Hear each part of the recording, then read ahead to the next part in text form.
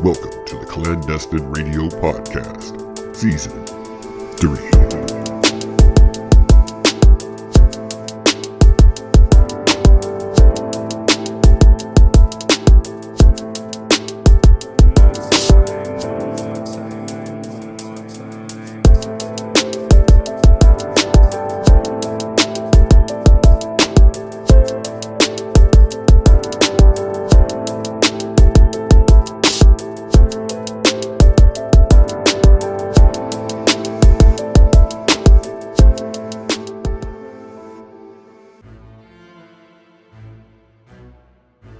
Good evening, curious minds out there across the world, and welcome to the Clandestine Radio Podcast. As always, I'm your host, DJ Jazwa, and this is Season 3, Episode 3, our final episode in the Who Killed the Kennedy series, ending with RFK.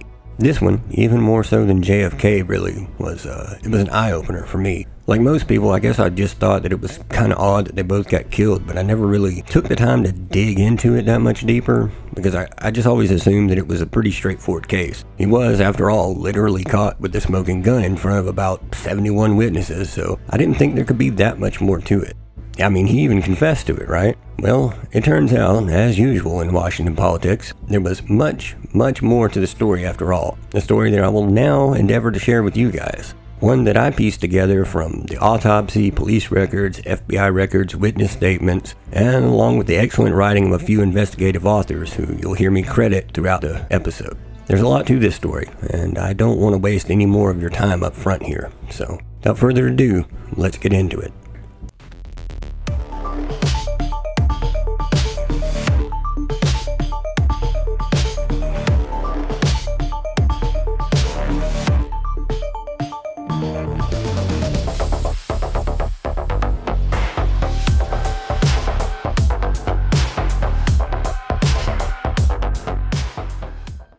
Prelude, how it all ends. The date was June 4th, 1968, only 5 months and 18 days shy from hitting that 5-year mark since President John F. Kennedy was gunned down in Dallas. And now, his younger brother, Robert Francis Kennedy, was poised to win another pivotal primary along his own road to the presidency. To get there, however, he first had to win California. The 1968 Democratic primary race was tightly contested between RFK and incumbent Vice President Hubert Humphreys, with American Independent Party nominee and former Alabama Governor George Wallace following at the bottom of the pack. The California primary was a pivotal one, since the winner would gain all 174 California delegates from the state. Robert sat pensively in room 511 of the Ambassador Hotel in Los Angeles, California, where a de facto campaign headquarters had been set up for him, casually calming himself by running his hand through the slick fur of his Springer Spaniel, Freckles. Freckles had been by his side throughout the entirety of the hectic last-minute campaign and had become a sort of a star in his own right, with some jokingly referring to him as Kennedy's running mate. Across the hall in Suite 516, another group was assembled in the long, window-filled room overlooking Wilshire Boulevard. Here, an assortment of characters running the veritable gamut from wealthy California Democrats like big-time lawyers, movie executives, and political power players, to a handful of journalists looking to be the first to tell the tale of tonight's event. While some knocked back their preferred flavor of social lubricant over at the bar, others socialized and networked, and a few sat attentively near one of the many phones arranged in the suite that had been ringing off of the hook with the latest news on the voting tallies, diligently being phoned in as the polls closed across the state. The vibe was a positive one, but there was undoubtedly a salient undercurrent of anticipation laced with disquietude. All in attendance recognized just how much was on the line. This primary wasn't only a crucial stop along RFK's campaign trail, it would likely serve as the most significant deciding factor in who would ultimately represent the Democratic Party in the '68 election in November. After losing the Oregon primary only a week prior to McCarthy, losing California tonight would make it virtually impossible to get the nomination at the convention in Chicago. It would also propel Humphreys into the nomination in a race against Richard Nixon, who was heavily favored, particularly should he go against Humphreys to win. If Nixon prevailed, as most expected that he would, it would not only disrupt the Democratic New Deal coalition that had been dominating U.S. politics since the early 30s, it would also almost certainly draw out the conflict in Vietnam to the benefit of Nixon's backers. Despite the weighty consequences hanging over tonight's result, again, there was still a jovial vibe in the air, one of hope, one that reflected the growing sentiment in the rest of the country that an end to the highly maligned Vietnam War could finally be just an election away. Drinks flowed as liberally as conversations, but there was no party. No sir, make no mistake, this was politics.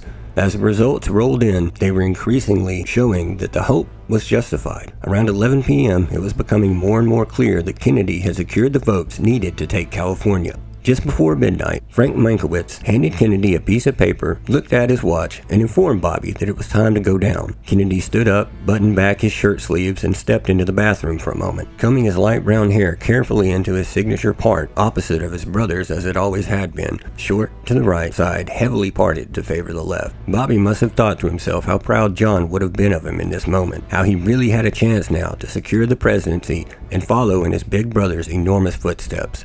Little did he know in this moment just how closely he was about to follow him, or that it would be in the worst possible way. Moments later, Bobby emerged from the bathroom, once again wearing his suit jacket, and emerged from the suite 511 to begin making his way down to the embassy ballroom, where the media and roughly 1,800 others were anticipatedly waiting for his victory speech. Not only had Kennedy secured the California delegates, but also took the South Dakota primary as well on this same night, netting him a total of 393 total delegates to Humphrey's 501, further closing the gap between himself and Humphreys. More than that, though, he had reignited a spark among many in the country, a spark that had been abruptly extinguished with the death of his brother and had subsequently been stamped out during the years following it. A hope for peace, a hope for a more honest and compassionate relationship between Americans and their leadership. Robert Kennedy took to the podium that had been set up within the ballroom and began his speech. He would conclude his victory speech by saying, quote, "I thank all of you. Mayor Yorley just sent a message that we have been here too long already," which drew a round of loud laughter from the crowd, before finishing up with, quote, "So my thanks to all of you, and on to Chicago, and let's win there," before giving a thumbs up, brushing his hair out with his fingers, and raising his right hand up to give a sign. It could have stood for victory, or perhaps for peace, both things that felt closer in this evening than they ever would after the events of it.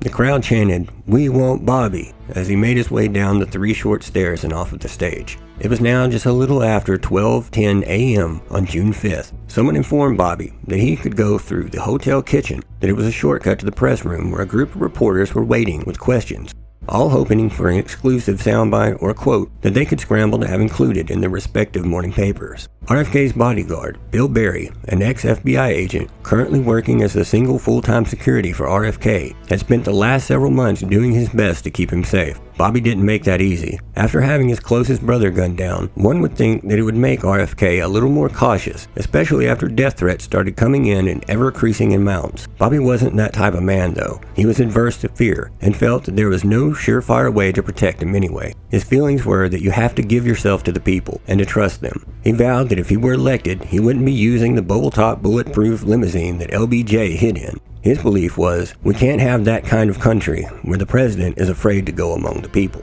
Which I'm sure is a big reason that he didn't hesitate to go through the swinging waiter doors and into the kitchen and pantry area, even against Barry's advice. Bobby insisted that Barry actually stay back so that he could assist Bobby's pregnant wife Ethel off of the podium platform. As Bobby went ahead into the kitchen area, past the rusty ice machine and dish racks, and into a narrow area that made up the expo counter, where a group of cooks and busboys were waiting to shake his hand. Bobby was a man of the people, and he was more than happy to oblige. Making his way down the line and towards the double doors heading to the improvised press room, he paused to shake hands with a young Hispanic man who was later identified as Juan Romero, as the chants of "We want Bobby" continued echoing from the ballroom. A second later, one last person appeared.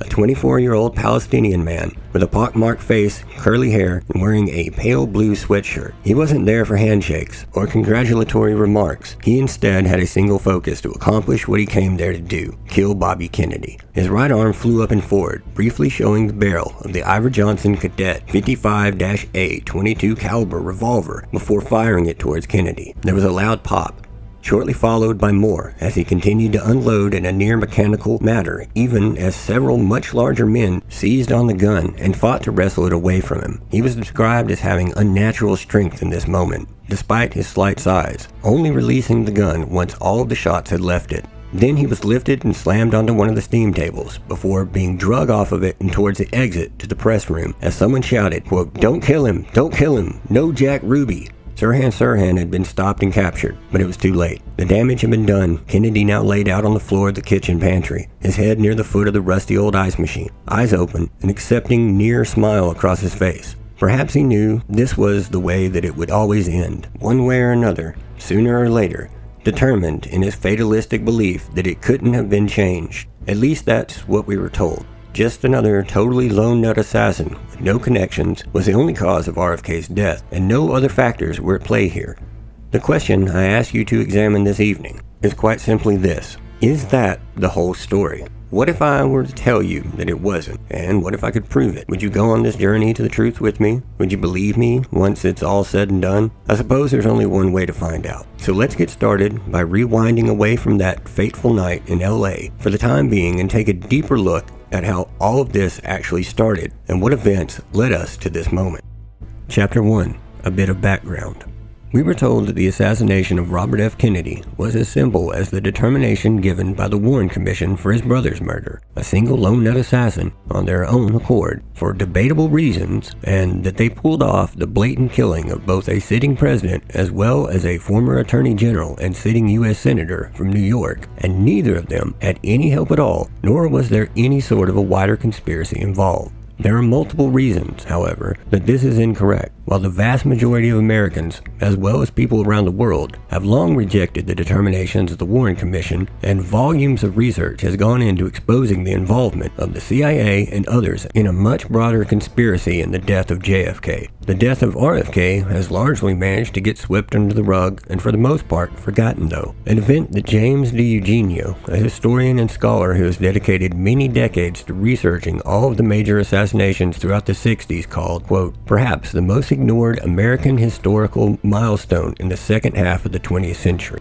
For all of these and numerous other reasons, I feel compelled to cover this event to the very best of my abilities and do my part to try and expose the truth behind RFK's murder. To do this properly, it's important to mention that following JFK's assassination, RFK was one of the only Kennedys who spoke up regarding his doubts surrounding the official narrative. Once quoted as saying, "I knew they'd get one of us. I thought it would be me." An odd statement if he had bought the single lone gunman theory. Several documents released over the course of the last decade seemingly paint a vivid picture of the guilt and doubt that he felt following his brother's murder, and point to the heartbreaking reality that Bobby was haunted by guilt, questions, and doubts throughout the years that followed. Quotes such as, "Was there something that I could have done to prevent it? Was there something I did to encourage it? Was I to blame?" All seems to echo that sentiment. Publicly, Bobby voiced support for the Warren Commission's findings. Privately, however, he was dismissive of the commission. His former press secretary, Frank Mankiewicz, who we will discuss more soon, is quoted as saying that Bobby viewed the commission as a public relations tool aimed at placating the rattled populace. After news of the assassination reached Bobby, it's pretty clear that he immediately focused his attention on three main areas that he felt were most likely behind it, those being Cuba,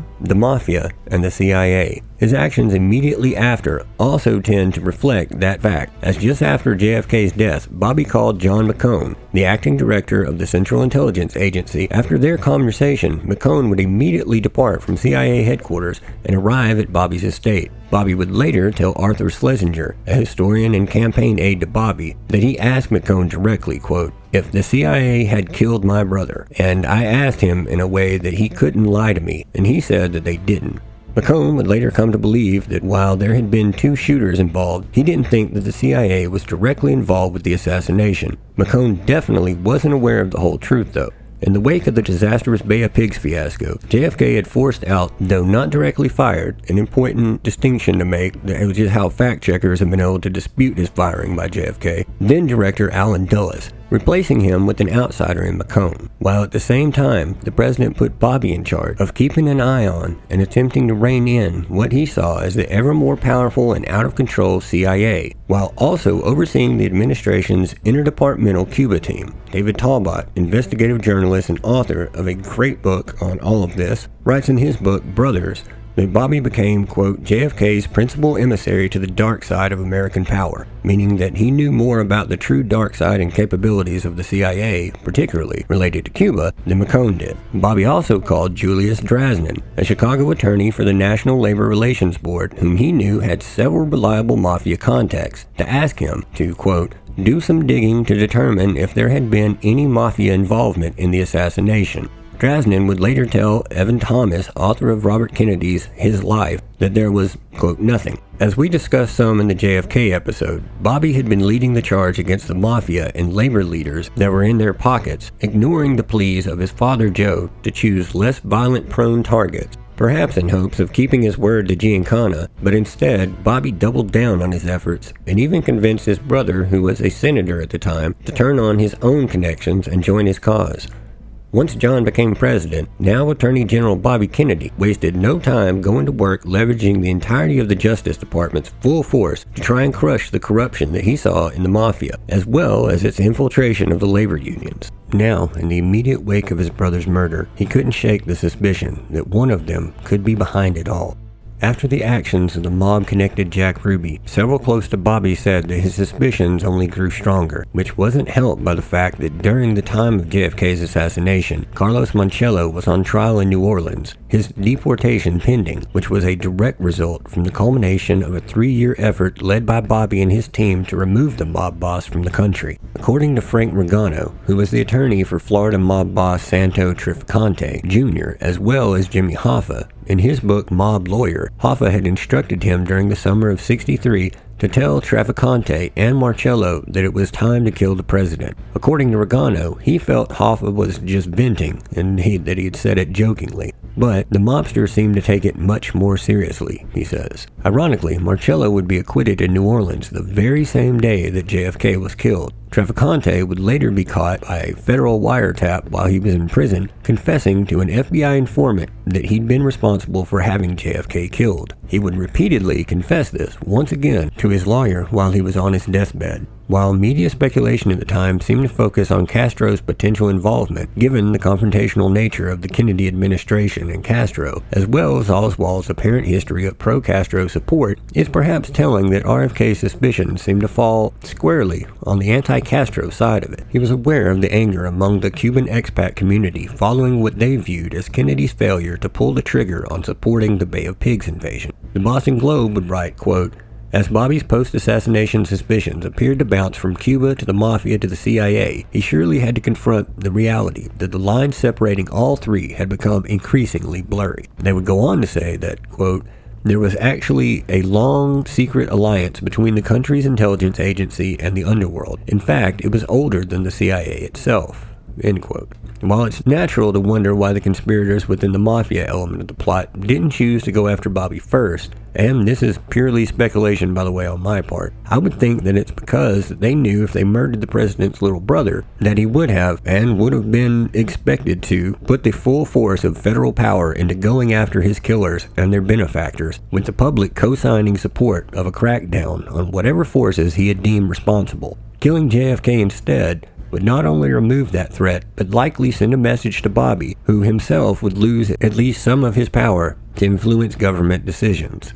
Usually with episodes where I'm providing background on someone, I like to start at the very beginning, and then walk you through the events that shaped their lives and who they became. The Kennedy brothers, however, is such a well-treaded ground at this point that I didn't really feel that it was necessary, so I've opted to start with the moments that shaped their deaths instead. For both brothers, it began first with the Mafia, who I feel would never have made a move on either had so many other factors and influences not converged which facilitated it. The second event for Bobby began where John's life ended, and the questions, doubts, and deep regrets that haunted Bobby from that point forward. Bobby never trusted the Warren Commission report. Had he reached the Oval Office, many feel, myself included, that he would have appointed a new commission, or at least launched a new investigation into his brother's murder. This alone wasn't his downfall, though. Those who were responsible had already proven that they could and would do whatever was required to corrupt, control, and otherwise silence any real investigation. Not only would Bobby have likely dug into the case, he would have also continued where John left off,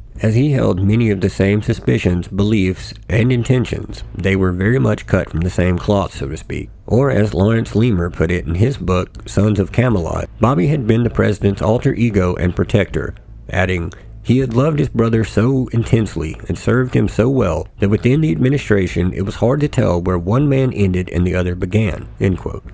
Bobby played a much larger role than just JFK's attorney general. When John became disillusioned and lost his faith in his military advisors and lost trust in the CIA following the botched Bay of Pigs invasion, it was Bobby who he turned to for advice and guidance. During these most harrowing of days, when the world held its breath as the Cuban Missile Crisis was at its most daunting peak, it was Bobby that he confided in, trusted, and sought advice from. Bobby even served on the President's Executive Committee of the National Security Council, or XCOM, the group that strategized the U.S. response to Soviet missiles right in our own backyard. It was actually Bobby, working through secret Soviet back channels, who negotiated a peaceful end to the conflict, potentially saving the U.S. from an all-out nuclear war. This serves to illustrate how instrumental Bobby was in the aspirations of his brother, and how he would likely follow right in his footsteps, no doubt quickly becoming an even larger threat than even John ever was. That in itself isn't what led to Bobby's murder, but it almost certainly was a consideration.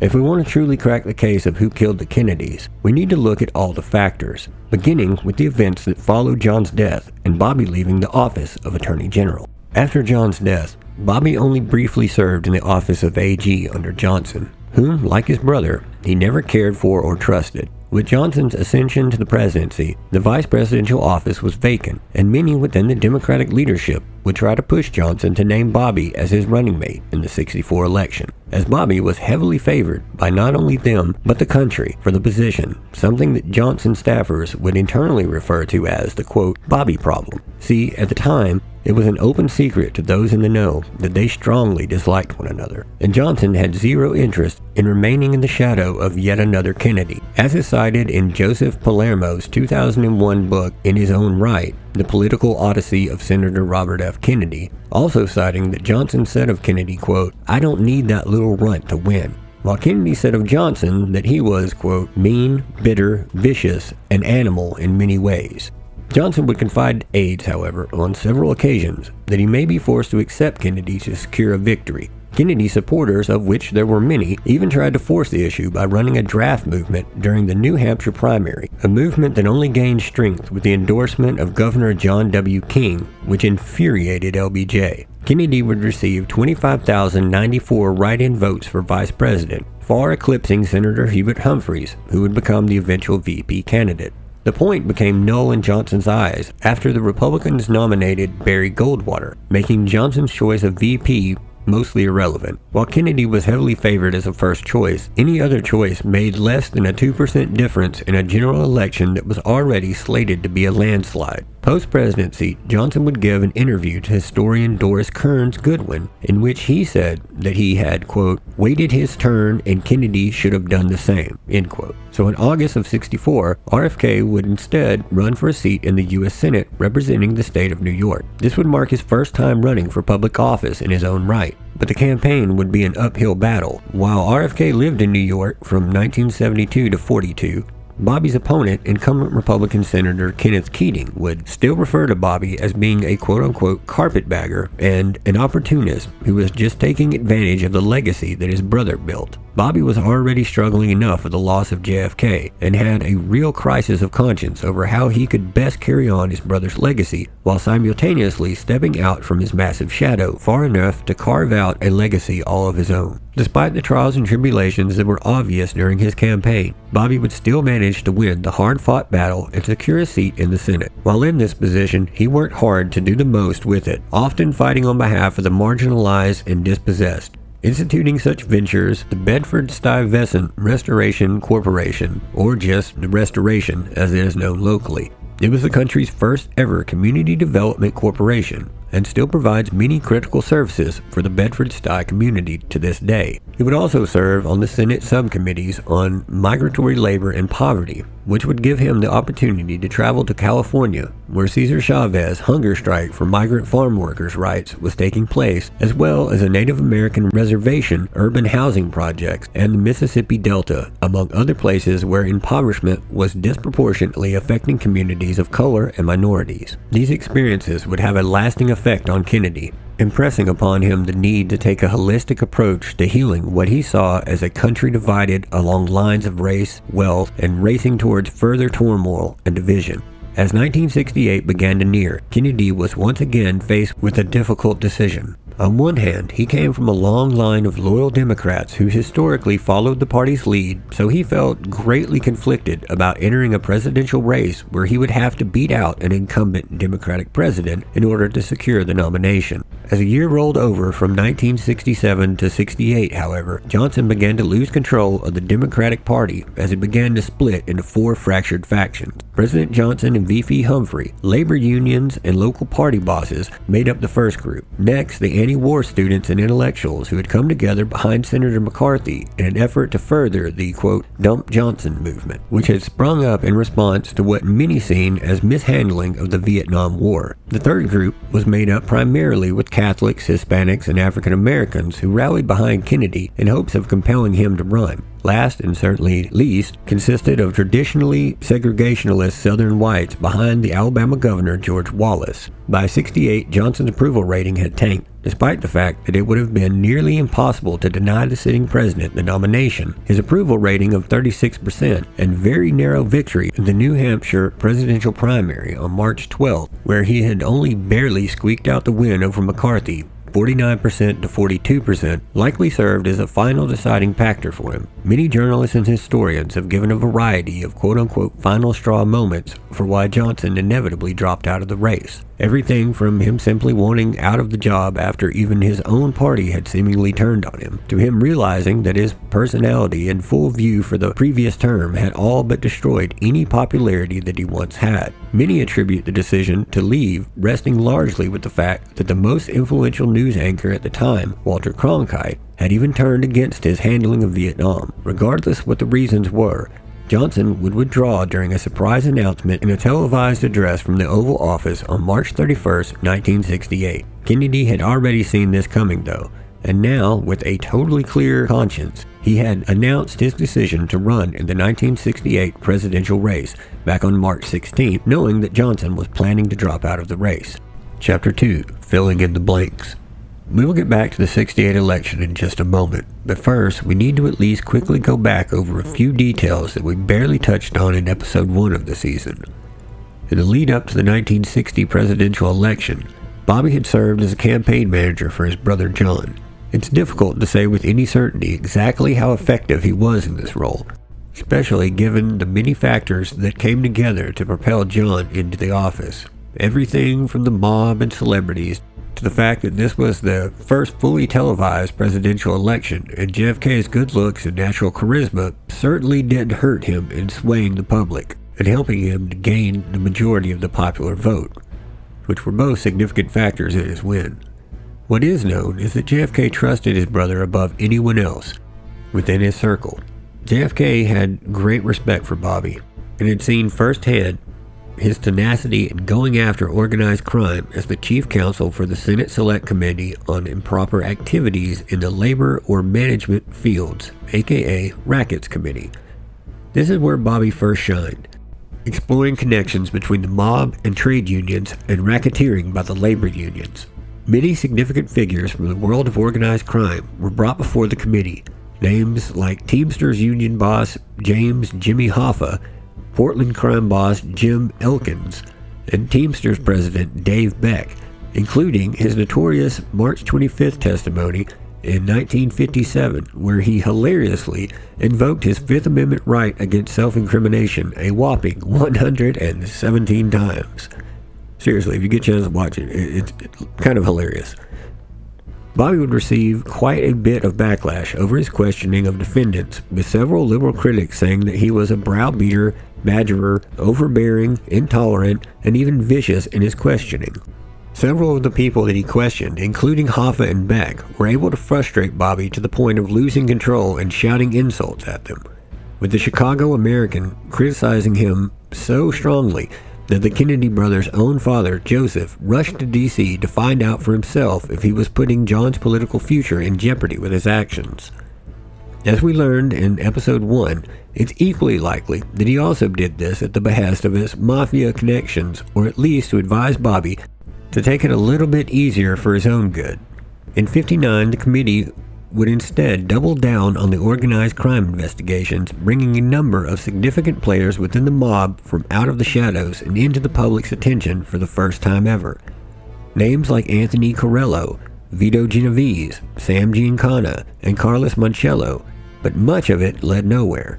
Bobby would see the writing on the wall and resign as chief counsel on September 11th of '59, joining John's presidential campaign as his campaign manager.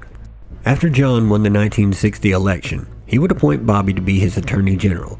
While the appointment drew cries of nepotism, and many found it controversial considering Bobby had never directly practiced law before and was seemingly chosen due to Joe Kennedy's insistence that the president needed someone that he could trust. Or maybe just hoping that it would make it a little easier for him to make good on his promise to Giancana. Bobby would soon stun his skeptics with his success at the position, though. Much to Joe's chagrin, however, Bobby would only amplify his fight against organized crime, with convictions against members skyrocketing 800% since taking over as Attorney General. While civil rights wasn't a huge priority for him when he first took office, a subsequent meeting with writer James Baldwin and a small group of black writers and activists would soon change his stance on the issue. Seeing the blatant police brutality towards the peaceful freedom riders in Birmingham, Alabama, would also have a significant impact on Bobby, and he soon found himself a devoted advocate for civil rights. Chapter 3. The 1968 Presidential Campaign. Aside from being a late entrant into the race, Bobby also faced other challenges along the campaign trail. Unlike his brother, who was naturally confident and charismatic, Bobby lacked those qualities, especially at first. Speaking alone before the large crowds that would gather for his rallies made him nervous. He would stumble over his words at times. His hands would visibly shake as he brushed aside his hair out of nervousness or wiped the sweat from his brow.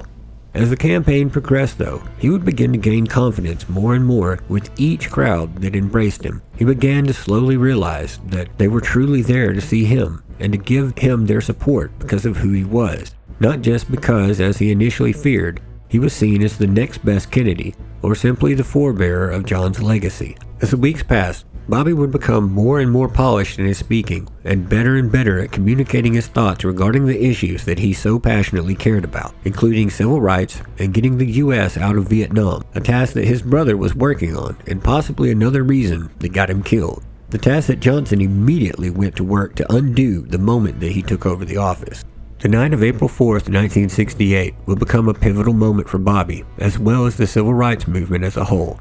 Kennedy was scheduled to deliver a campaign speech in Indianapolis and was preparing for the event when he received word that Martin Luther King Jr. had been shot and killed. The crowd that had gathered for his speech was predominantly African American and were at this time unaware of what had just happened. There were those within his campaign team that advised against Bobby taking the stage out of fear that it could turn into a full-on riot. Bobby briefly considered their guidance before putting it aside and refusing to shrink from what he saw as his responsibility at that moment. Rather than turn away, he went out there and instead delivered his best speech yet, from his heart. Not only did he deliver the heartbreaking news, but he did so with empathy, while encouraging his supporters to find peaceful and productive ways to channel their anger and sorrow, as MLK would have wanted. And despite violence and rioting breaking out across many parts of the country that night, Indianapolis remained peaceful, which serves to illustrate the unifying power that RFK represented. John Lewis, one of the youngest and most influential leaders of the civil rights movement, would later say that, quote, he, Kennedy, became the one man who could soothe the savage pain that swept through the city of Indianapolis, and there were no violent outbreaks there. I do remember calming my own sorrow in that dark hour by thinking Dr. King is gone, but we still have Bobby, end quote. Kennedy didn't take these types of sentiments lightly. He had been deeply affected by personal accounts he received regarding racial unrest around the country. He and others began to see him as a unifying candidate more and more, as disenfranchised groups from around the country, as well as those who felt that their hopes had died along with JFK, all began to gravitate towards Bobby. His policy stances would further solidify along his campaign trail, as he ultimately was running on a platform of equality, economic justice, non-aggressive foreign policy, decentralization of power, and social improvement. It would also be the youth that engaged heavily with the campaign over statements of Bobby's such as, quote, "You are the people who have the least ties to the present and the greatest stake in the future." As the campaign rolled on, Kennedy would take the Indiana primary, despite his aides advising him against entering the race there in what would be a very tight and difficult race. Kennedy would leave with 42% of the vote, beating out stand-in for Johnson and favored son of Indiana candidate Governor Roger D. Brannigan, who was second with 31%, and McCarthy, who brought up the rear of the pack with just 27%. On May 7th, Kennedy would sweep the Washington, D.C. primary with 62.5% of the vote over VP Humphrey's 37.5%, a number that was helped along by a massive turnout of African American voters who made up roughly two-thirds of Washington's 810,000 residents. Kennedy's next big test would come at the May 14th Nebraska primary. Despite making numerous trips there to campaign and Humphrey only making a single stop, Kennedy advisors worried about his chances there considering his lack of experience in ranching and agriculture, two subjects of high importance to the people of Nebraska, as well as the short time that he had to campaign there following the Indiana primary. On May 14th, however, Kennedy still managed a strong showing and ended up winning the primary with 51.4% of the vote over McCarthy's 31%. The Oregon primary would pose several unique challenges to the Kennedy campaign, though. Oregon, unlike with the other primary stops, saw that Kennedy's platform that had put so much focus on addressing hunger, poverty, and minority issues failed to strike a chord with the majority of Oregon voters. As far as Oregonians saw it, America was doing just fine. The Kennedy campaign, ran by U.S. Congresswoman Edith Green, would have to switch gears and try to beat McCarthy at his own game, mudslinging. So they went to work distributing material about McCarthy's record, such as how he voted against the minimum wage law and the repealment of the poll tax in the Voting Rights Act of 1965. The McCarthy campaign would hit back with allegations that Kennedy had illegally taped Martin Luther King Jr.'s phone conversations via wiretap while serving as Attorney General, which definitely took place, but was more the work of Hoover than Kennedy. 10 days before the primary, Kennedy began to realize that there was a very real chance that he could lose this one, and after a comment that he had made during a speech in California where he said, quote, "I think that if I get beaten in any primary, I am not a very viable candidate," a comment that would come back to haunt him in this moment, realizing that if he had lost now, it would deal a real blow to his credibility. Kennedy would kick into overdrive, campaigning for 16 hours each day, managing to canvass 50,000 some odd homes. During a May 27th stop in Roseburg, Oregon, Kennedy would make a somewhat prescient plea for federal gun control legislation, remarking, quote, "At the present moment, a person who is insane, a man with a long criminal record of killing a dozen people, can still go in and buy a rifle." On May 28th, Kennedy would lose the Oregon primary to McCarthy, securing only 38% of the vote to McCarthy's 44%.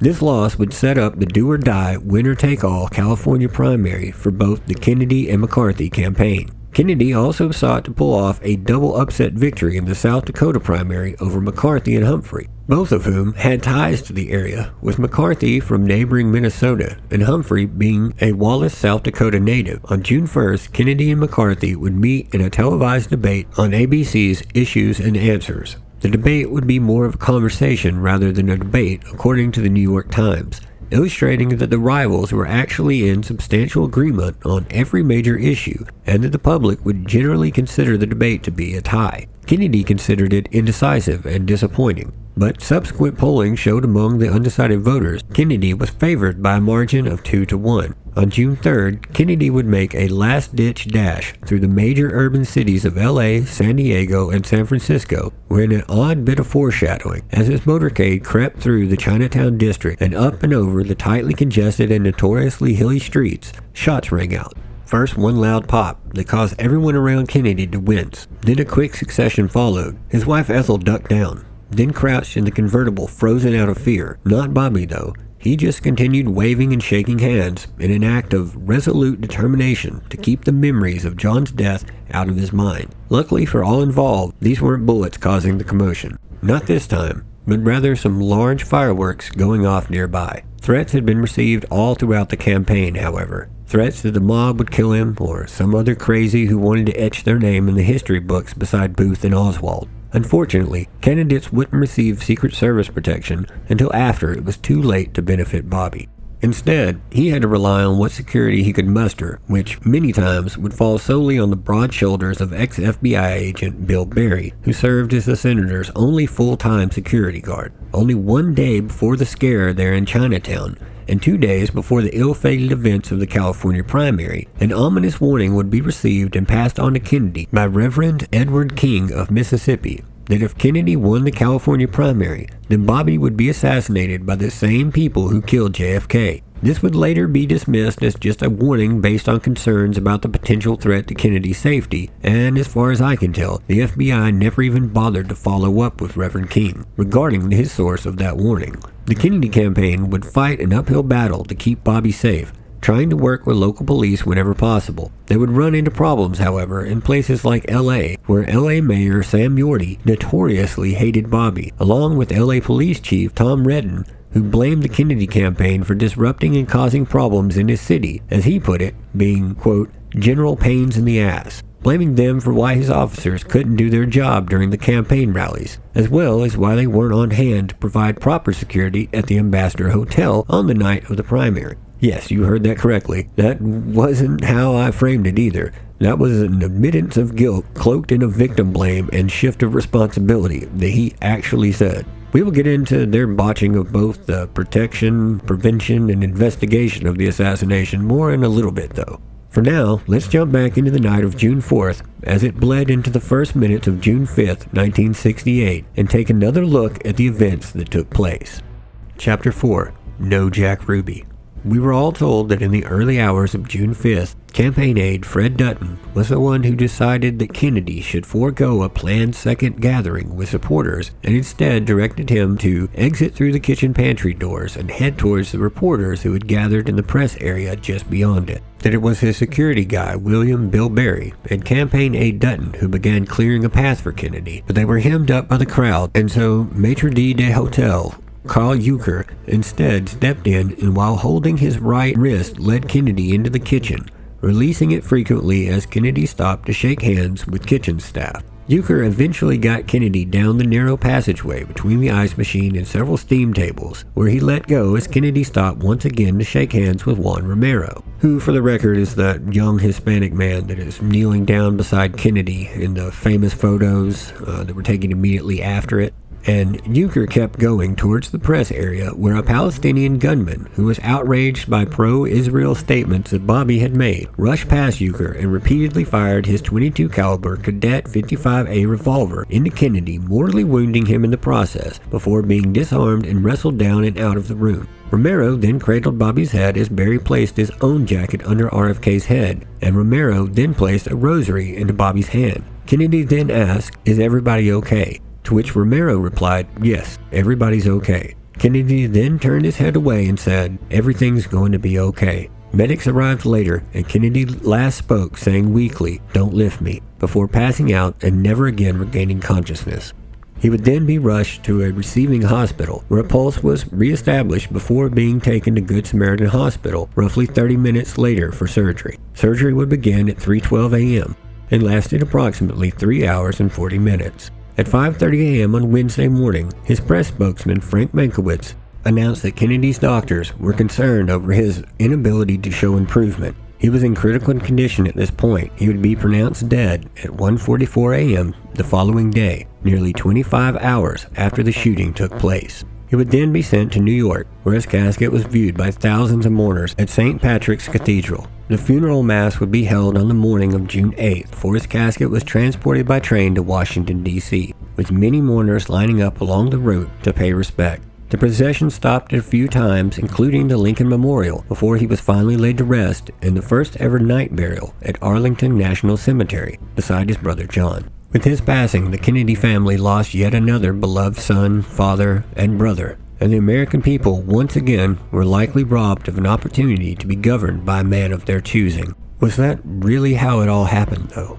When I begin these sort of investigations, I always start with the autopsy and all available documents on the case. I then try to basically reverse engineer the official story from these to get a feel for, how likely that outcome would be before moving on to using those things to follow the evidence trail and seeing if I would logically have come to that same conclusion myself based solely off of all forensic evidence available. Then, and only then, do I read up on the work of others and examine their theories in much the same way while comparing them against the facts. Hence why episodes like this usually come out after a long break or take a few weeks between them. When I pulled RFK's autopsy, which was performed by an amazing coroner named Thomas T. Noguchi and done in the presence of a team of top coroners that he assembled, which consisted of the very best coroners from each branch of the armed services, and is so thorough that it is widely considered to be the perfect autopsy, and just started by comparing it with the official story. I quickly discovered that there was no way that I could logically reconcile the content of the autopsy with what we were told happened. The more I looked into the evidence from the scene, the less likely it became. I'm going to do my very best to go through the evidence with you based on first-hand testimony, his autopsy report, and all documents that are currently available to the public, and attempt to present the most logical scenario first before even trying to get into some of the wider conspiracy elements. To do so, let's rewind right back to the conclusion of RFK's victory speech at the Ambassador Hotel one more time, and go through what the actual evidence seems to indicate really happened. Whenever there are conflicting witness statements, I'll present the scenario that represents the preponderance of evidence, or I'll try to indicate that things may have gone this way or that way. My goal here isn't to tell you what really happened and expect you to just believe me without question. As always, my goal is to present you with the evidence and the most likely scenario, and then let you decide what you choose to believe. So let's jump back in. While history tells us, along with a few accounts, there was campaign aide Fred Dutton who insisted that Bobby take the alternative route through the kitchen. There are still others who have stated it was RFK's campaign press secretary who repeatedly insisted that RFK exit through the kitchen, Frank Mankiewicz. If this is the case, it could raise some compelling points later on, but we will get there soon. Setting who exactly advised the change in route aside for the moment, let's examine the people present and their roles in a little bit more detail. With Kennedy was close friend and prominent union official Paul Schrade, who had introduced Bobby to two other invaluable allies in Cesar Chavez and Dolores Huerta from United Farm Workers. Schrade was walking roughly 6 feet behind Kennedy as he entered the pantry. There was Rafer Johnson, a local UCLA sports star who competed in track and field as well as basketball for the school, who went on to become a decathlon gold medalist in 1960 at the Rome Olympics, before he found success again as a popular sportscaster and actor, all of which he was inspired by Kennedy enough to leave to join his campaign. Johnson was standing nearby to Kennedy, but behind him when the shooting began, and was one of the first to rush Sirhan and attempt to disarm him.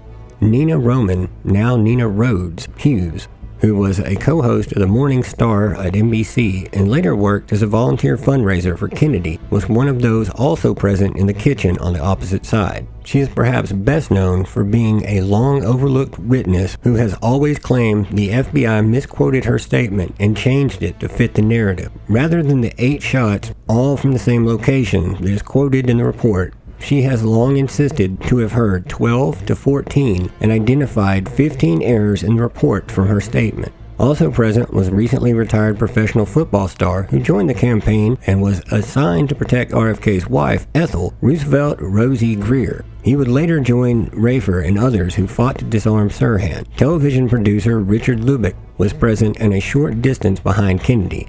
A potentially key player in this event was pro-segregation activist Thane Eugene Cesar, who shortly before the shooting was witness holding RFK's right elbow and standing just behind and to the right of RFK, a fact that will become important soon. Former FBI agent turned single full-time security guy William Bill Berry, who we spoke of previously, was present as well but had fallen a good bit behind Kennedy to help Ethel navigate through the crowd as they entered the small kitchen area, which held by official counts 77 people. Others who we know were present because they were also shot include William Weisel, Elizabeth Evans, Ira Goldstein, and Erwin Stroll. There was also a good bit of kitchen and hotel staff in there as well, and of course our prime suspect, the Jerusalem-born, Palestinian, Christian, Sirhan Bishara Sirhan. And yes, if you didn't hear that, or like myself, your brain glitched out when you heard it, Sirhan was born in Jerusalem, was a Palestinian, and also a Christian. While an exhaustive list of who all was present seems non-existent, and also fairly pointless probably, those along with the busboy and the maitre d' Carl Euchre that we previously mentioned make up the important mentions in the room.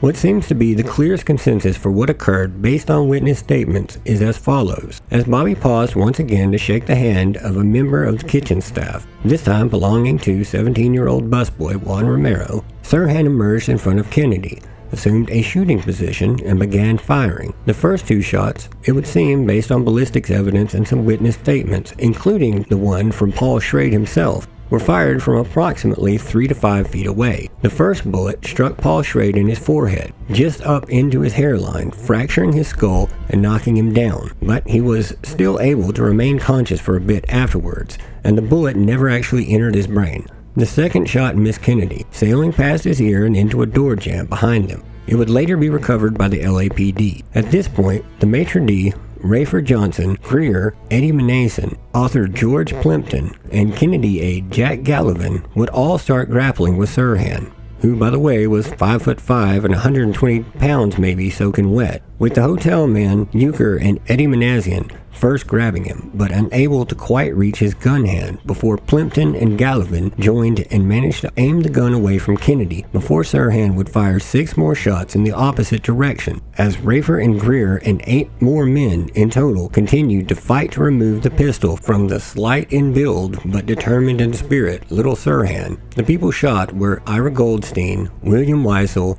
Miss Evans, and Erwin Stroll, with one of them being hit twice, thus accounting for all of the other bullets. Eventually, once the gun was emptied, the crowd was able to pull the gun away, and Sirhan was wrestled down and out of the door. RFK fell back in the shooting, knocking Thane Cesar down with him and ripping off his clip-on tie in the process, which is still present on the ground in several photos. Cesar would push Kennedy off of him and stand up, where several witnesses saw him holding a gun. When all was said and done, 6 people aside from Kennedy were wounded but survived, and RFK laid on the floor mortally wounded. To break this down and make any sense of it all though, we need to examine the evidence. Chapter 5. The Evidence. Like I said before, anytime I investigate a true crime case, I always start with the autopsy first. So to start with, let's take a look there. Kennedy was shot 3 times, with one additional shot passing harmlessly through his shoulder pad over his right shoulder. The first and fatal shot, as described on page 1 of the autopsy, record number 68-5731, entered into the right mastoid region through the skin of right mastoid region, right mastoid, protruse portion of right temporal bone, right temporal lobe, right cerebellum, and brainstem. In non-doctor speak, and as clarified further on page 2 of the report, the bullet entered his skull about 1.9 centimeters behind his right ear with a slightly upward and forward trajectory, meaning that it came from the right side and just behind of Kennedy. What is described as wound number 2 entered at the right axillary region, traveling through the soft tissue of the right axilla and right infraclavicle region, exiting through the front of the right infraclavicular region with a right to left, back to front, upward trajectory. Or in other words, it entered essentially through his right armpit and exited just below his collarbone through the front with an upward trajectory. The third shot went into that same area as well, entering just below wound number 2, but unlike wound 2, it didn't exit. A .22 caliber bullet was recovered, and it was labeled with the coroner's initials, TN, with the numbers 31 also placed on it for identification purposes. The bullet is then given to Sergeant W. Jordan, badge number 7167 of the Rampart Detectives Division of the LAPD. The remainder of the autopsy describes his clothing and condition of all parts of his body, with no outstanding or unexpected abnormalities. From here, I like to examine the police notes and witness statements and see if the official, widely accepted narrative of their death can be reasonably recreated from the available documents. This is where things got very complicated in this case, and one of the things that stood out most to me was the fact that he had carbon tattoos on his skin. Any dedicated true crime aficionado probably is already catching on, but this means that the weapon was either against the victims, especially since 2 of these were through 2 layers of clothing, or less than a few inches away from the skin when it was fired. close enough that powder explosion carried behind the bullet still has enough mass and temperature to leave essentially a burn. Within the 70-some-odd witness statements I reviewed, not one of them described Sirhan ever being behind Kennedy at any point, and virtually all described him firing from a distance of 3 to 5 feet in front only, with only one of them saying that he may have been as close as a foot maximum. So already, just based off the autopsy and witness statements, it starts to cast quite a bit of doubt over the official story. The most difficult documents to access and to go through were hands down the ones from the LAPD, who kept them sealed for 20 years to start with, and when they did finally release them in response to multiple FOIA lawsuits, a great deal of the records have been destroyed or were simply missing, leaving massive narrative gap in the investigatory process. Exhibit B, acoustic evidence. In November and December of 1982, the 3 known recordings from that night were subjected to acoustical analysis in an attempt to determine if a distinct audio signature of the gunshots could be established, and if the quantity of said gunshots could be determined. Dr. Michael H.L. Hecker, an electrical engineer with the Stanford Research Institute who conducted the test, said the following, quote, "On the basis of auditory, oscillographic, and spectrographic analysis of these 3 recordings, it is, in my opinion, to a reasonable degree of scientific certainty that no fewer than 10 gunshots are ascertainable following the conclusion of the senator's victory speech, and until after the time that Sirhan Bishara Sirhan was disarmed." Despite this, every attempt was made to discredit the auditory findings, and even labeling them as balloon pops. While the 3 tapes initially examined may or may not have actually caught the entire event, there exists another tape by a freelance reporter named Stanislaw Brzezinski. He told the LAPD that night that his recorder was running all throughout the entirety of the shooting. The California State Archives, where evidence goes to die, described the tape as Brzezinski STUS at Ambassador Hotel on June 4th. Includes the end of RFK's speech, possible shots being fired, as the CSA describes it, post-shooting hysteria in the kitchen, and interviews with a man who claims Sirhan was not alone. Brzezinski narrates what he is seeing. It was mentioned in the California State Archives list of investigation audio tapes, Appendix E.C.S.A-K123I-4837, June 4th through 5th, 1968. In 2007, forensic expert Philip Van Proeg analyzed the recording and concluded that at least 13 shots were fired, including instances where the time intervals between the shots were too short to be humanly possible by a single shooter. In an attempt to refute this evidence, acoustics expert Edward John Primo reanalyzed it using a computer program and stated that he heard only 8 shots, discussing certain sounds, particularly the ones that would have been too close together, as just background noise or balloon pops. Wow, they must have really bought some really bad balloons for this party. Either way, the acoustic evidence continues to be debated to this day. Exhibit C, ballistics evidence. If we count up the number of bullets, we get 4 at Kennedy, 3 hits, 1 miss, 1 into Paul Schrade, 1 into a door jamb, though at least 2 holes are circled and labeled in an LAPD photo. But we will never truly know, since the LAPD removed that section of wood and then destroyed it. Because. At least 5 shots in the opposite direction, hitting 4 people and 1 person twice. 1 was found to have entered the ceiling behind Sirhan's position. That gives us a total of at least 12 shots, conservatively. All confirmed, coming from a single .22 revolver with an 8-round capacity. At no point did Sirhan have a chance, nor did he even attempt to reload and release the gun just as soon as it was empty. Which brings us to the only other known armed person in the kitchen on that fateful night. Security guard Thane Eugene Cesar. Cesar held extreme right-wing views, particularly regarding segregation, was a supporter, unsurprisingly, of George Wallace for president, and had openly admitted to hating the Kennedys. At that time, he worked for Lockheed and held a high-security clearance from the Department of Defense.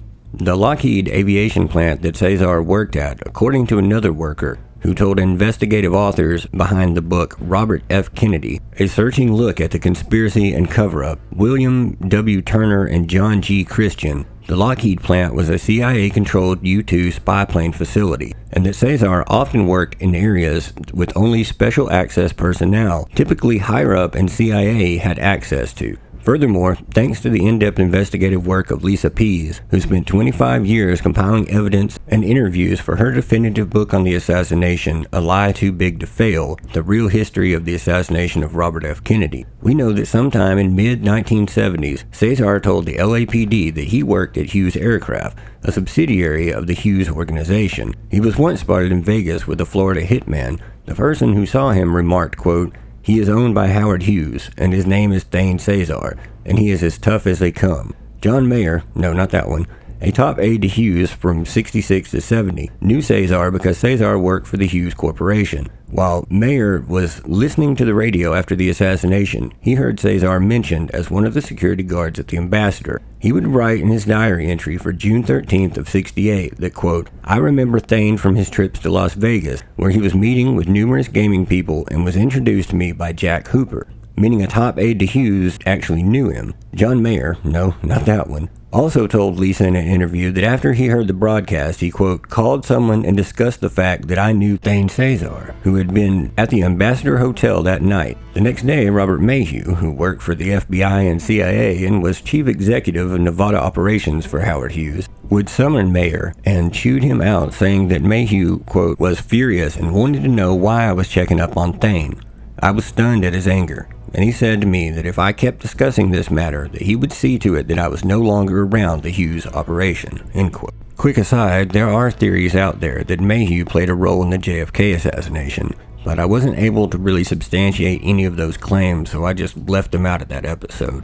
Other points in relation to Cesar that Pease uncovered was following her interview the next day, Mayer informed her that Jack Hooper had told him, quote, that he was speaking with Bob Mayhew, and I was never to mention Thane Cesar's name or Bel Air Patrol. Bel Air Patrol was a California private security guard service owned by Mayhew, where Cesar had also worked prior to the assassination. Also of note is that two separate public records database aggregation services, think like Spokio or People Finder, had Cesar's profession as a, quote, contract agent for the CIA. So Cesar was definitely working for or with the CIA. At the time of the assassination, however, Cesar had just began working part-time at Ace Guard Service in the evenings, and on only his second night at the job, he was assigned to guard Kennedy at the Ambassador Hotel. A job he took, mind you, after it was determined that they would be the ones providing guard services for this event. As Kennedy entered into the kitchen area, led by Maitre D. Euchre in front of him, Cesar held tight to the back of Kennedy's right arm, placing him directly to Kennedy right and behind him when the shooting began. I'm sure you've no doubt already worked out for yourself that that would put him in the precise location that Noguchi described all of the shots that hit RFK having come from. Several witnesses observed Cesar draw his weapon, and at least one witness saw him fire it. Cesar would be interviewed by the LAPD hours later, but they never bothered to even check his gun. In his initial interview, he claimed that he was carrying a .38 caliber revolver that night, but he also owned a .22 caliber revolver, apparently a .22 caliber Ivor Johnson Cadet revolver, mind you, but a slightly different model, where Sirhan's was a Cadet 55-A 8-shot single action. Thane's was likely, no one seems to be sure about this, a 66-A or similar, so likely a 9-shot double action model. To examine that further, here are a few of the witness statements that confirm more than one gun was involved. Witness Booker Griffin told the LAPD in statements noted as 72568, it sounded as if there was more than one gun being used at that point. And these are all direct quotes from the notes, the witness statements or whatever. I just didn't want to keep having to say quote unquote and all that. So Richard Lubrick stated, after the shots, I saw to my left a guard holding a revolver. Dan Schulman told the DA, reiterating his earlier comments made to a reporter, I'm pretty doggone sure, speaking of the security guard, had fired his gun. An LAPD Intelligence Division log entry from 6568 states, suspect shot at guard shot suspect in the leg. Roy Mills, who was interviewed by the LAPD on 8/9/68, stated, 2 or 3 seconds after Kennedy entered the kitchen, I heard 8 or 9 shots in quick succession. It's noted that Mills thought that there were 2 guns involved. Joseph Klein speaking to LAPD regarding a man who left the pantry in a hurry while Sirhan was being subdued. My God, he had a gun, and we let him go by. Larry Shear from KTLA would state in a live broadcast on 6/5/68, We had reports from 2 of the eyewitnesses that there were 2 assailants involved, and those are just a few of the innumerable statements that I saw while digging through the statements given regarding that night that indicated that Sirhan wasn't the only gunman. Witness statements, however, are notoriously flawed and fall victim in many cases to faulty memory or internalized bias surrounding an event. I just felt that they were at least worth mentioning. One witness statement, which seemed to change repeatedly with each subsequent telling, was that of Cesar himself. On the morning of June 5th, he told the LAPD in his initial statement that he saw a gun in an extended arm and reached for his own. He also told documentary filmmaker Ted Charich later on that there were 3 of us, meaning guards, who had our guns out, speaking in reference to when the shooting began. The LAPD didn't bother with examining, testing, or even checking the caliber of Cesar's gun, or any of the other security guards. In that same initial interview, given before doctors hadn't even finished examining Kennedy, and well before any information was publicly available, he told police that he saw Kennedy get shot 4 times, in the head, chest, and shoulder. In one interview, he told police that he had a hold of Kennedy's right arm, and when Sirhan began shooting at him, he pulled his gun, grabbed the senator, and then fell backwards with Bobby, which precisely mirrors what witnesses described seeing. He would later change that story, this time saying instead that he was shoved down by an unknown individual after Sirhan began shooting, and he only drew his gun after he scrambled back to his feet. In one interview, he said he never drew his gun at all. He also told police that he had sold his .22 a few months before the shooting took place. However, it was later uncovered that he had sold it to a co-worker named Jim Yoder, same guy that had worked with him that told interviewers that Cesar worked in off-limits areas, and that Yoder purchased the gun weeks after the shooting took place, a fact that was supported by financial records. Yoder stated that when he did sell it to him, it came with a warning that it had been used in a shooting. Exhibit D, signs of a wider plot. After the shooting, 20-year-old Pasadena College student and Youth for Kennedy volunteer Sandy Serrano, who was at the Ambassador that night, would state to interviewers as well as police and FBI agents Burris and Secret Service agent Sherman that she was sitting on the rear steps, which led from the southwest corner of the embassy room, getting some fresh air. 2 men and a woman came up the stairs, and the woman said, "Excuse us, please." 20 to 25 minutes later, she heard what sounded like 6 quick backfires, and about 30 seconds later, the same woman who was wearing a black polka dot dress, had brown hair and what she described as a, quote, funny-looking upturned nose, and the taller of the 2 men came down the stairway. The woman was running ahead of the man and said, we shot him. Serrano asked, "You shot who?" And the woman replied, "Senator Kennedy." Serrano then went into the hallway of the Ambassador room and saw a uniformed security officer and asked, quote, "Did they shoot Senator Kennedy?" and stated that he replied with, "You're drunk." Serrano then confronted a group of people and asked them the same question. They replied saying, "You're crazy." Serrano then went into the Sunset Room, back through the Ambassador ante room, into the hallway to a phone booth, where she then called her mother in Lorain, Ohio, telling her that Senator Kennedy was shot. In the original FBI write-up of this interview, which is available in the Discord chat now, the agent makes the statement that her description was the same as given in the previous statements, and that there wasn't supposed to be a guard on duty at the embassy room's south rear door at the time of the shooting. The LAPD witness statement goes a little more into detail on the 3 suspects, describing them as a female Caucasian, 23 to 26 years old, approximately 5'6", 122 to 127 pounds. Short, dark brown hair, brown eyes, turned up nose, good figure, in a white dress with black dots and black shoes. A male presumed to be of Mexican-American descent, approximately 22 years old, 5'5", 160 pounds, with black hair, dark eyes, white shirt under a gold-colored sweater, long sleeve button type, dark pants, greasy hair that was straight. The second male was also presumed to be Mexican-American, approximately 23 years old, 5'5", 130 to 135 pounds, bushy black hair, seeding appearance, light wrinkled sport shirt, beige pants. In a 2011 parole hearing, Sirhan and his attorneys would argue that his bullets didn't kill Kennedy, and that he was manipulated by a seductive girl in a mind control plot to kill Kennedy. This came from extensive interviews done over the prior 3 years, some done under hypnosis.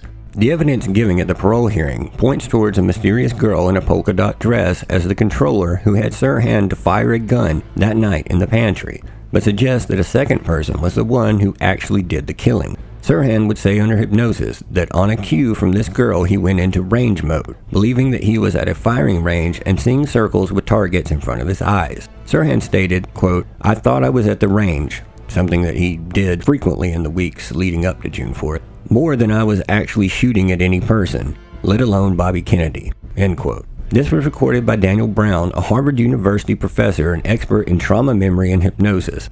It's important to note that Sirhan has repeatedly said over the years that he has no memory of shooting Kennedy and felt that his presence at the hotel was an accident, not a planned destination. In the hypnotic interview, Sirhan stated that the mystery girl touched or pinched him on the shoulder just before the shooting began, then spun him around to see people coming through the door. He then states, quote, "Then I was at the target range. A flashback to the shooting range. I didn't know I had a gun," end quote. Under what Brown referred to as a condition of hypnotic free recall, he says Sirhan remembered seeing a flash of a second gun at the time of the assassination. Without hypnosis, however, he said that Sirhan could not remember seeing this shot. Sirhan's lawyer in the hearing was William F. Pepper, a New York lawyer with an international practice who famously fought to prove that James Earl Ray was not the true assassin of Martin Luther King Jr. Pepper is convinced that Sirhan was a victim of a mind control project such as those used by the CIA in the 60s. Sirhan would lose his most recent appeal case despite RFK Jr. and Paul Schrade, the first person that was shot that night, both testifying at the hearing in favor of Sirhan's release. Schrade would apologize to Sirhan for missing his previous 14 parole hearings, saying, quote, "I should have been here long ago, and that's why I feel guilty for not being here to help you and to help me." While Sirhan was being taken away post-hearing, Schrade would also shout, "Sirhan, I'm so sorry this is happening to you. It's my fault."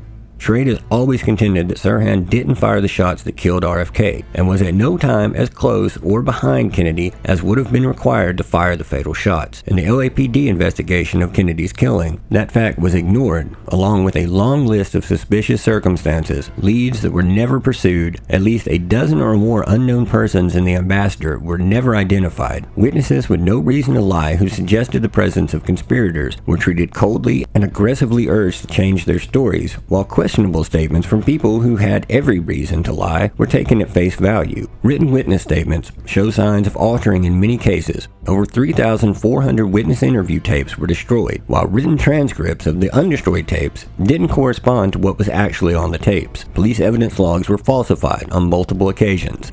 Physical evidence, such as the doorways and ceiling tiles they removed, were also destroyed, and despite their best efforts, the crime lab couldn't match any of the recovered bullets from Kennedy to Sirhan's gun. All that and so much more seems to glaringly point towards a cover-up, but aside from the mayor and LAPD chief's disdain for Kennedy, why would they go to such lengths to cover up, distort facts, and bend them to fit within the official story? Well, one possibility may just lie in the fact that during the 50s and 60s, the CIA had a clandestine relationship with numerous police departments. The agency provided largesse for officers as well as training and equipment. Police would return the favor by conducting surveillance and performing break-ins for the agency, as well as providing police credentials for CIA operatives. Documents obtained through FOIA requests, which I will also try to post, specifically mention Los Angeles as one of the cities that received their quote-unquote training. This gets even deeper when you realize the LAPD officer over the special unit that was in charge of the RFK investigation, which, by the way, they named Special Unit Senator, with the designation being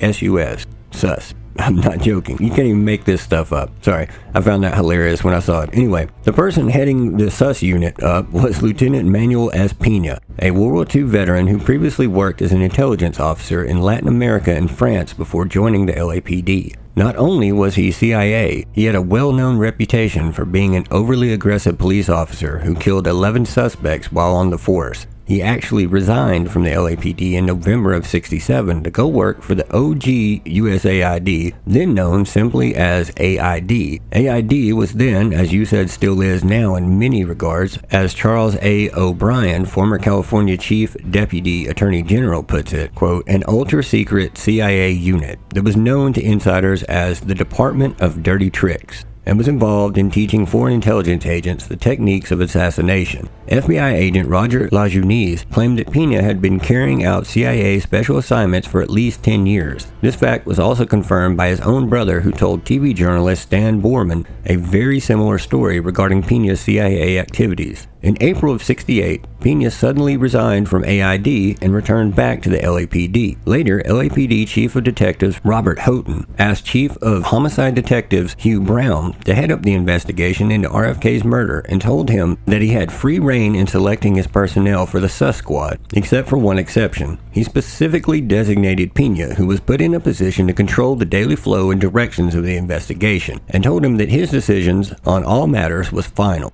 Despite mountains of evidence to the contrary, including the statement from Maitre d' Carl Euchre, who was the closest person to Sirhan when the shooting began, and gave a statement on more than one occasion saying that after Sirhan's second shot, he pushed his hand with the revolver down and pushed him onto the steam table, saying unequivocally that there was no way that the shots described in RFK's autopsy could have come from Sirhan's gun. Pena ignored the evidence and argued that Sirhan was a lone gunman, and then steered the investigation only towards evidence that supported that conclusion.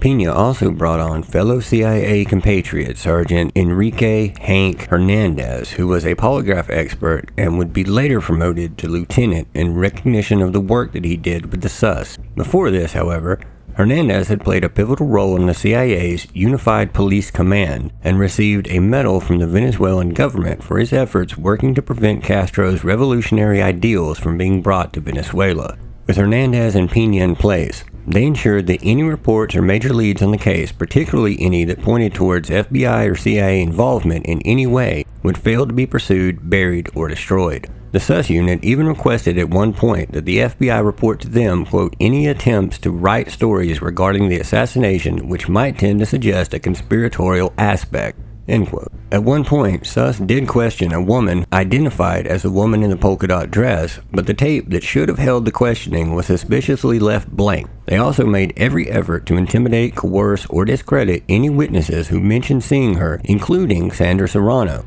They also attempted to force Coroner Noguchi to perjure himself. When he refused to cooperate, they questioned his character and competency and had him suspended while they did their very best to bury his autopsy report findings. Sus and the FBI also failed to follow up on a report by Edward Hugh Pohl, a former cellmate of Jimmy Hoffa's at the Lewisburg Penitentiary, who stated that Hoffa had boasted to him and other prisoners that he had been the one to put a hit out on Bobby Kennedy, the AG who had jailed him previously. Exhibit E, Robert Mayhew. As we briefly mentioned, Mayhew was a wealthy lawyer who had deep involvement with clandestine espionage activities as a specialist in that field. He also owned private security firms and was well connected with the world of true power in America, being former FBI and CIA with access and ties within the most secretive levels of CIA operations. Upon leaving the CIA, he would still go on to execute cutout assignments for the agency, meaning that he carried out black budget illegal tasks for them that couldn't be officially linked back to the CIA. He even used one of his companies as a CIA front to provide cover for off-books activities as well as the agents involved. He was also closely connected to leaders within the world of organized crime. When the CIA tapped the mob to help with eliminating Castro, they approached Mayhew to introduce them to Johnny Roselli, among other top mob leaders. From 55 to 70, Mayhew worked for the Hughes organization at a point when Hughes was widely known to be loaded up with CIA people and had practically been taken over by the agency. Mayhew was very close to and worked directly with Howard Hughes. So entwined were Hughes and the CIA that James Jesus Angleton, notorious chief of the CIA's counterintelligence sector for 21 years, would give a speech at his funeral. Chapter 6. The Show Trial.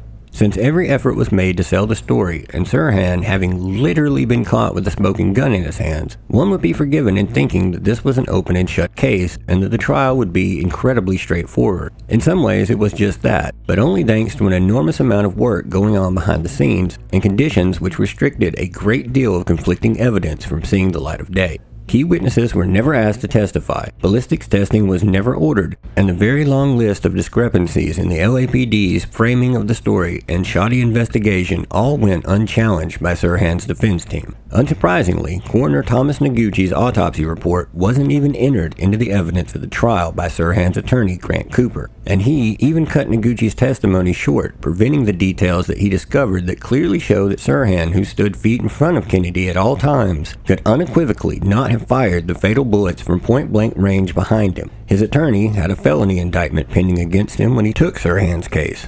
Without diving too deep into his indictment, it's possibly relevant to at least quickly examine the nature of his crime. From the summer of 1962 until the summer of 66, Johnny Roselli, Maurice Friedman, Manuel Jacobs, and others involved with organized crime ran a cheating racket out of the Beverly Hills Friars Club. The related court documents are lengthy, to put it mildly, but unsurprisingly, it is frequently summarized in error. I'll do my best to give a quick but accurate summary of it, though, as I have a strong hunch that it did play a role at least in Sirhan's trial. The aforementioned appellants took part in an organized scheme to cheat for profit in high-stakes card games at the Friars Club, a private social club that was frequented by some of the biggest names in Hollywood at that time. You may know it today for its roast of prominent celebrities and comedians. Essentially, they cut peek holes along the ceiling and had observers stationed at them who had transmitters and would send instructions to the players via electronic signaling devices to let them know their opponent's hands in high-stake games of gin rummy. They would bait big money players and high rollers into playing and placing large bets each time. Over the period of time that the games went on, it's estimated that the scheme netted somewhere in the neighborhood of $2 million in 1960s money, or roughly $19,740,679 today if the average inflation rate of 3.96% per year is accounted for. Grant Cooper would be hired as part of the defense team to represent Roselli and others. Cooper would obtain access to transcripts of secret grand jury hearings that preceded the Friars Club trial. There are many who believe that it was either planted or accidentally left there by Roselli, who likely pressured Cooper into taking it to begin with. Cooper would lie when questioned, telling District Court Judge William P. Gray that he had found it on a table in the courtroom. He would later be pressured into telling the truth, but only admitted that he, quote, didn't tell the truth because it would have pointed a finger at my client, end quote, and would refuse to disclose how he obtained the transcript, citing that doing so would violate the privacy of client-attorney privileges. He would be indicted before Sirhan's trial and was facing the possibility of jail time for his crimes. Let's just put a pin in that though, and we will come back to it. It is, however, possibly important to point out that Cooper volunteered himself to represent Sirhan pro bono, despite being a very successful and well-known attorney, and it was he who sought the case out, not the other way around. For now though, back to Sirhan's first trial. Rather than attacking the blatant mishandling of evidence or the fact that much of the evidence pointed to a second shooter and that Sirhan's bullets couldn't possibly have killed Kennedy, the defense decided very early on to base his defense not around exonerating Sirhan for the crime, but instead to pursue a diminished capacity defense, completely ignoring the litany of statements that disproved Sirhan was a quote-unquote lone gunman, or that pointed to alternative shooters having fired the fatal bullets, such as that of Richard Lubrix, the TV producer who was behind Bobby and saw an arm to his right with a gun, but couldn't see who it was until he knelt down to help him after he saw him collapse, and saw Cesar with his gun drawn and pointed down towards Bobby on the floor, or the fact that he was aggressively pressured by the LAPD to change his story, and was even visited at his home by LAPD investigators who told him, quote, don't bring this up, don't be talking about this. Or Donald Schulman, the young TV station runner who actually saw Cesar fire his gun and said that he saw 3 guns out in the pantry. While the few authors I noticed suggested Schulman wasn't in the pantry, LAPD records confirmed that he was, in fact, there that night. No one looked into the photos taken by Jamie Scott Inyart, a 15-year-old student who was standing on a table in the pantry, quickly snapping pictures throughout the entire event, and whose pictures would have been the only evidence that showed exactly where everyone was positioned, who was stopped by 2 LAPD officers as he was leaving the kitchen area at gunpoint, who demanded that he hand over the 3 36 exposure rolls of film. He would later be refused his property once again by Detective Dudley Varney with the excuse that they were needed as evidence in the trial of Sirhan, despite them never being presented as evidence in that trial. Despite them not being used, they fell into the black hole that all other evidence and evidentiary material did, and the court ordered all of it sealed for 20 years. Sound familiar to anyone? 20 years later, in 1988, Inyart would once again request that his property be returned since the seal had been lifted. The state archives would first tell him that they were unable to locate them and that they must have been destroyed by mistake. Inyart would end up filing a lawsuit that would take 8 years to come to trial. During the trial, the LA City Attorney announced that the photos had been found in the archives of its Sacramento office and would be brought to the courthouse by a courier from the state archives. The next day, however, they would announce that the courier's briefcase containing the photos had been stolen from his rental car. Imagine that. They would, of course, never be recovered. Eventually, Inyart would be awarded $450,000 in damages with the legal clause that the matter couldn't be further pursued. None of the inconsistencies or evidence pointing towards a larger conspiracy was even considered in Sirhan's case. There were also serious discrepancies in the ballistics evidence that was presented at trial, such as bullets not being properly logged, numbers changing, bullets missing and then returning having been admittedly cleaned by LAPD criminalist Dwayne Wolfer, who was tasked with the handling of the evidence, performing needed tests, and, one would presume, ensuring that the bullets extracted from Kennedy matched Sirhan's gun. After being logged into evidence by Sergeant Varney, they would spend the next several nights in the care of FBI Special Agent E. Reed Richards, who they were released to for whatever reason, and the bullet that was removed was 2 fragments that were removed from Kennedy, and labeled as evidence numbers 24 and 25 respectively, but booked as 26 and 27, disappeared into his care for a period of 8 days. On June 13th, Wolfer's log reports the recovery of them as 9:30 a.m. received items number 24 and 25, bullets from Kennedy's head. The following day, he logs 8 a.m. ballistics test and cleaned fatal bullets, ammunition, and nitrate patterns. 1 p.m. photos taken in color of Kennedy's head bullet wound by Watson. It's mentioned in an inter-office memo in 1974 from Dinko Bozanich to Joseph Bush in the DA's office states, quote, Wolfer never had any photographic reproductions prepared of the evidence and test bullets used in his microscopic comparisons during the Sirhan investigations.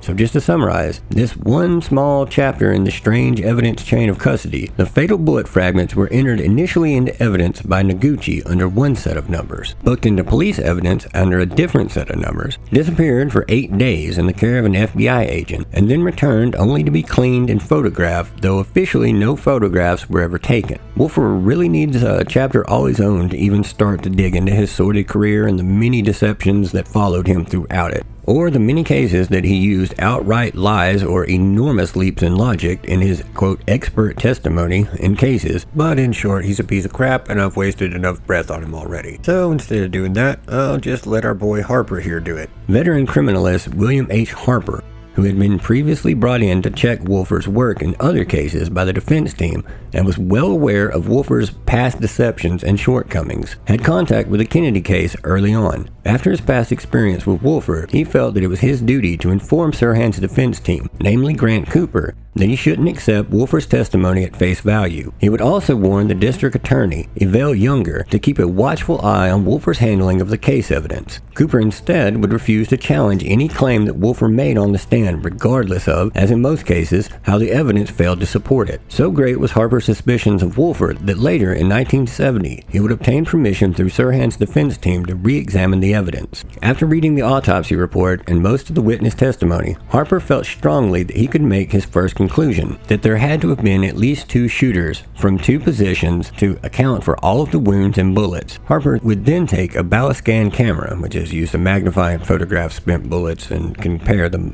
marks on them, the rifling, to see if they match others or the gun that was used or whatever, to the county clerk's office to photograph the bullets that were in evidence. He decided to just focus on the 2 least damaged ones, the one from Kennedy's neck and the one taken from William Weissel. What he uncovered stunned him, as it did everyone that he showed it to or heard about it. He would outline the discovery in a sworn affidavit that I found where he states, quote, my examination disclosed no individual characteristics establishing that Exhibit 47, the neck bullet, and Exhibit 54, Weissel's bullet, had been fired from the same gun.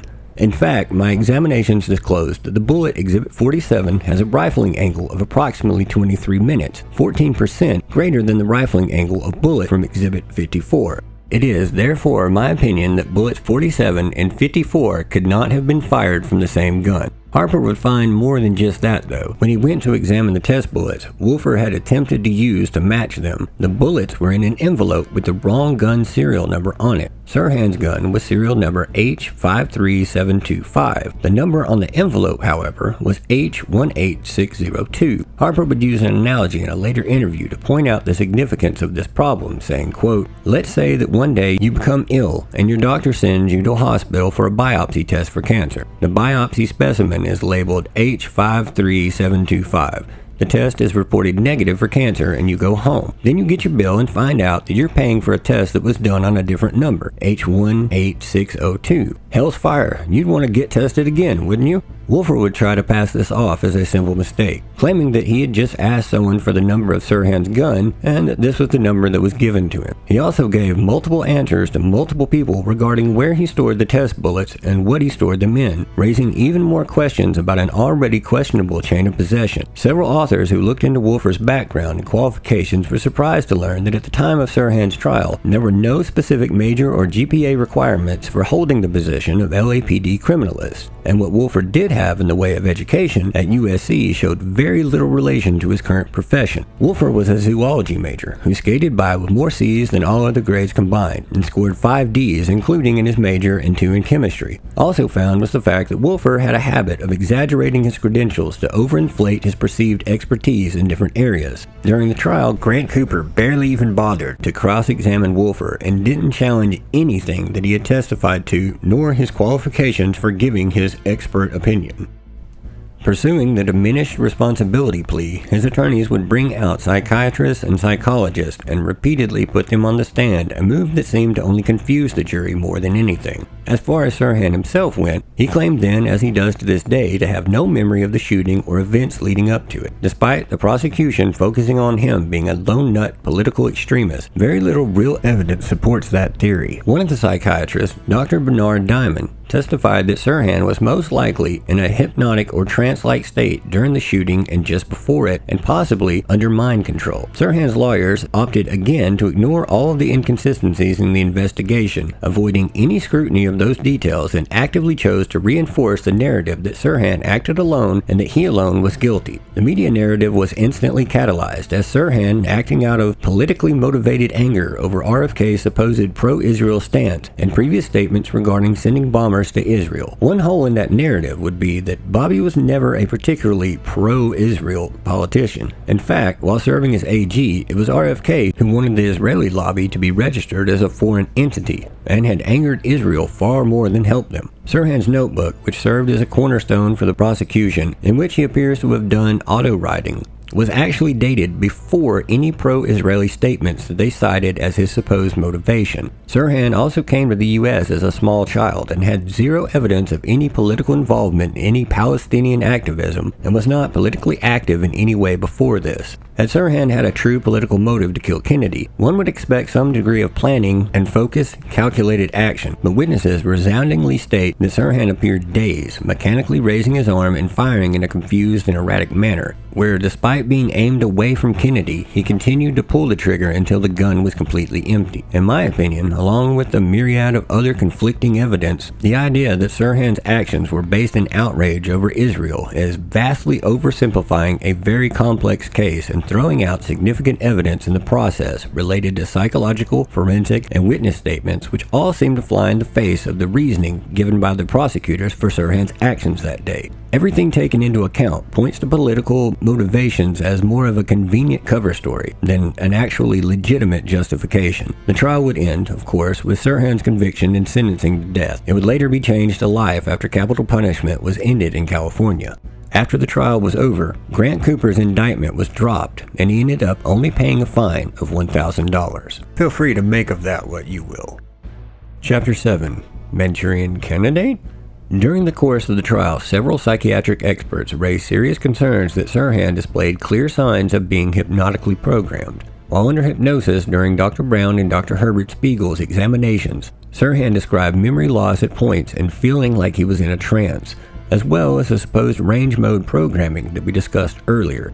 He also displayed behavioral anomalies during and after the shooting, including his lack of remorse and inability to recall the event even under hypnosis, which all align with characteristics that are observed in individuals under hypnotic influence and a hallmark of post-hypnotic suggestion or dissociative states, which are often associated with deep hypnosis. We also know that Sirhan was among the portion of the population that are particularly susceptible to hypnosis. That was identified also by Dr. Daniel Brown, again a Harvard expert in hypnosis who studied him again in the 2000s and concluded that he was extremely hypnotizable. Under hypnosis, Sirhan was able to recreate the shooting scene with automatic behaviors and flat effect as he would enter a, quote, range mode state in which he visualized that he was at a shooting range and firing at targets, and this was all that he could recall doing that night. In this state, Sirhan reportedly fired repeatedly at imagined targets disconnected from real-world consequences, a behavior aligned with how witnesses described his actions during the shooting. Consistent with MKUltra-style programming, many suspect, including psychiatrists, that the so-called woman in the polka dot dress may have served as a handler who got Sirhan into position and provided the trigger to activate Sirhan's programming. Sirhan also contends that he was led to the pantry area shortly before the shooting, likely under suggestion. The fact that he was seen in the kitchen by staff well before Kennedy was even told to go in there, at a time when no one else would have known that he would even be going through there, also points to much more coordinated planning than what I ever see mentioned. His notebooks were filled with mantra-like repetitions, such as the infamous RFK must die, repeatedly. These appear to have been written in a trance-like state, or, as I previously mentioned, through automatic writing, a phenomenon that can be induced during hypnosis. What does all of this mean, though? And could someone actually program Sirhan to carry out an act such as this? For that answer, we turn to the CIA itself and the surviving documentation that by chance alone wasn't destroyed like the rest. In these documents, we see clear evidence of range mode programming by hypnotic programming and suggestion. Their own documents from the MKUltra program confirms the CIA experimented with creating hypnotically controlled assassins, post-hypnotic amnesia, where subjects would have no memory of the act or the programming taking place, using trigger words, phrases, or cues to activate the behavior. They also detail experiments in induced dissociation and fragmented states. MKUltra researchers like Dr. Ewan Cameron, for example, aim to fragment personalities in order to insert commands into alter states where normal morality is bypassed and actions like killing are perceived to be just a game or a task. Sirhan, when put into range mode by psychiatrists, would show no emotional response while miming out the shooting under hypnosis, which is just emotional blunting or compartmentalization. The documents also discuss the use of handlers to manage programmed subjects and to reinforce commands. Even his automatic writing mirrors what the MKUltra program called programming loops, where repeated mantras like RFK must die, for example, are used to internalize suggestions. The documents also explore creating a patsy, a person manipulated to commit an act or at least appear to, with Sirhan's role perhaps to distract the crowd and take the fall, while the other assassin would actually take the lethal shots from point-blank range and behind, while everyone else's focus was on Sirhan. It would certainly fit the stated MKUltra goals of creating plausible deniability. As crazy as this theory might sound, and I certainly wasn't ready to even consider this before diving down this rabbit hole, Sirhan's behavior is consistent with multiple MKUltra mind control tactics, particularly deep hypnosis, amnesia, dissociative range mode, suggestion, and cue-based programming, and the potential of handler influence all seem to potentially align. While this angle is certainly compelling, and there does seem to be some considerable and credible evidence to support its possibility, like so many other events with the appearance of MKUltra fingerprints all over them, it's ultimately impossible to prove definitively. Then again, that was the whole point of it, plausible deniability, an operating principle upon which the agency has always relied and likely always will. While there's no smoking gun documentation that links the program or its predecessors directly to Sirhan by name, the similarities would at least make this hypothesis a potential answer. They aim to manipulate and control human behavior by means of psychic driving and depatterning, using repeated phrases while a subject was hypnotized and or under the influence of powerful psychoactive substances. They also studied, among a long list of things, inducing anterograde and retrograde amnesia, something that Sirhan experienced not only during the shooting, but other times during that night, including when he took his revolver from his car to begin with. Sirhan initially confessed after the shooting, but later couldn't even remember doing that. The majority of the supposed evidence against Sirhan that is typically trotted out to put to rest any sort of greater conspiracy hinges on that initial confession, along with a moment in his trial when Sirhan was frustrated by his lack of legal representation and multiple attempts to change his legal team, who he was convinced was trying to work against him, and he was probably right, all went unheard, and he shouted out in the courtroom, "Yes, sir, I killed him with 20 years of malice aforethought," a preposterous claim that no one in the courtroom, including the judge, took seriously. Sirhan was only 24 at the time, and the suggestion that he was planning to kill Kennedy when he was 4, and Kennedy wasn't at all in the public eye, is exactly as everyone present took it to be. Ridiculous. A man just acting out of frustration. Conclusion.